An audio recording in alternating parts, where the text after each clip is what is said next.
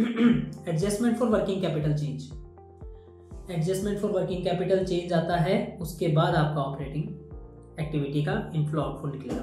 देखो बेटा, इसको कैसे करेंगे, इंक्रीज इन करंट एसेट, उसको आप क्या कर दोगे, सबट्रैक्ट। मुझे एक बात बताना बेटा, आपकी करंट एसेट बड़ी है तो आपका कैश काम में आया होगा ना, और कैश अगर काम में आया होगा तो वो लेस होना चाहिए, लेस करो। डिक्रीज इन करंट एसेट, अगर आपकी करंट एसेट कम हो गई विच मीन्स आपका कैश गया होगा और कैश आया होगा, तो कैश आया तो क्या करोगे, इसको बेटा ऐड करोगे।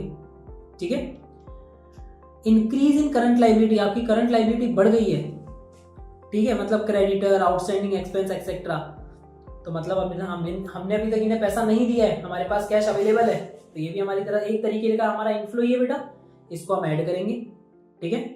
और एक है डिक्रीज इन करंट लायबिलिटी, हमारी करंट लायबिलिटी कम हो गई। लायबिलिटीज कम कब होती है, जब उनका हम पेमेंट कर देते हैं, तो अगर हम लायबिलिटीज का पेमेंट कर देंगे तो हमारा कैश कम हो जाएगा, और कैश कम हो जाएगा तो हम उसे लेस करेंगे। क्या आपको ये चीज समझ आई स्टेप 4 तक?